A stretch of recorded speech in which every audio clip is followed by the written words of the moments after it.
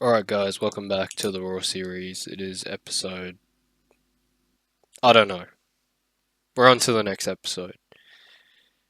But today I'm going to keep talking about keloid scars and the treatments for it soon.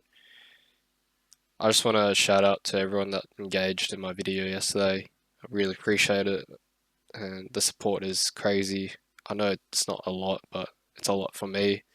I did mention that I felt like a loner, and then I found Reddit, and then I found some people on there, and thank you guys again. It is an important thing to talk about. I think I'm going to just focus on talking about keloid scars. I know a lot of people that have subbed to me have probably subbed to me for other reasons, but if this is getting traction, I'm going to double down on it. And it's something I think I know a bit on, more than the average person. But today we are talking about keloid treatments. Now, there's like 5 or 6 treatments they can go for. I'll quickly name some off. So there's steroid injections, there's cryotherapy, there's laser therapy, radiation therapy, silicone patches, pressure therapy. So there's options, right? But the thing with keloids, they are recurring. So whatever wound that you make, it's just gonna overheal again and turn into keloid.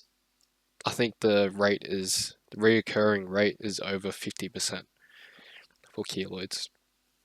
But we're gonna run through it anyway, and I'm gonna talk about what I'm gonna get at the end of the video. The first one I'll talk about is steroid injections. So essentially, they inject a compound. It's called cortisol steroid injections. They inject it into your scars, every individual one, and it breaks up the scar tissue, reduces inflammation, and over time reduces the size of the keloid. In my personal experience, I think I've done over 15 sessions. It has made very, very little difference to my scarring. And it's expensive. It's the cheapest the cheapest treatment, which is around $100 to $300 per session. And if you're like me and have like a large keloid, you got to do over 10 sessions. And I have multiple large keloids, so it would cost a fortune. But don't give up hope. If you have like a singular keloid, then I reckon this one is worth giving a shot. Give it a go, see how you go. The second one, I believe, would be cryotherapy. So essentially, they use liquid nitrogen to freeze the scar tissue and take it out, and then that's basically it. They freeze it off and they patch it up. But the thing with that is, like I said, the keloids are reoccurring. So you're creating a wound by getting rid of that keloid, which is gonna turn into a keloid again anyway. They mix it with other treatments, but the success rate is pretty low. I think it's like maybe 1 in every 10,000 people actually have success from that. So I think it's more effective if the keloids are really small, like a nipple. Sorry, I don't know how to describe that. But even then, I think the steroid injections might be a better fit for most people. I think it's similar pricing too. What else did I mention? Laser therapy.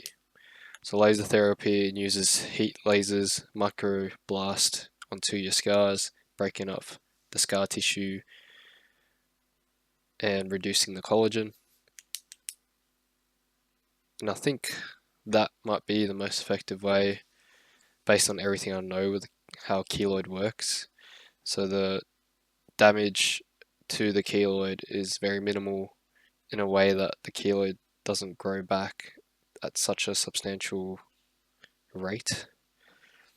The goal is to obviously stop your body from overhealing, producing collagen, and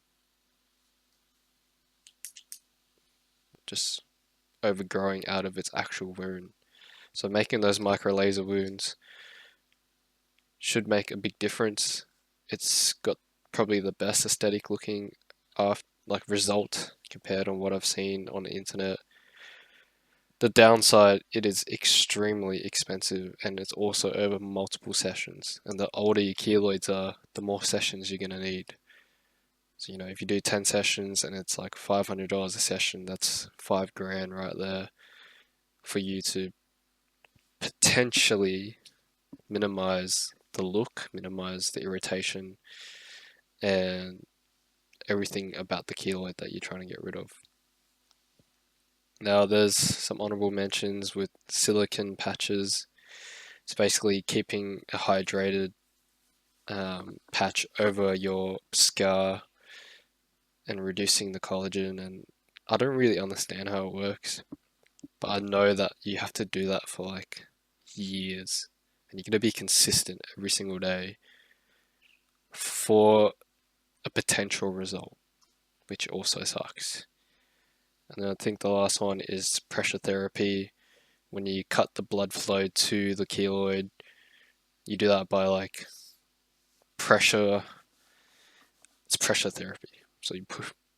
I don't know how to explain this. Sorry, but it's essentially keeping pressure on the keloid so your body reduces blood flow to that area and stops feeding it nutrients and oxygen and reducing the collagen. And that's also got. It's also a thing where you have to do that for a long time and for all minimum results. So the fact is, guys, if you have keloids, 9.9 times out of 10, you just gotta fucking deal with it. Even if you have all the riches in the world.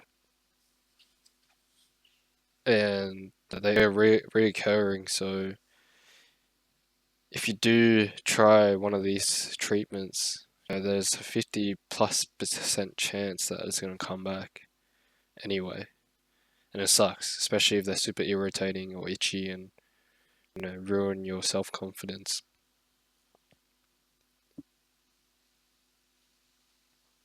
Yeah, like I don't even know what to say to that. Like I just hope the best for everyone that's going through that or is dealing with that right now. But that's it for this video. Those are the treatments. Oh, sorry. Anyway, I'm deciding to do one of these treatments. I'm flying to Vietnam next month and I'm gonna start the laser therapy and I'm gonna try to document it. It's pretty. I feel like that's a super vulnerable thing that I have to just do and record, and hopefully I can help other people.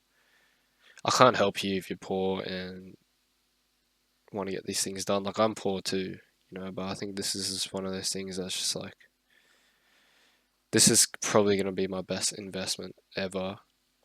If it helps me become more confident and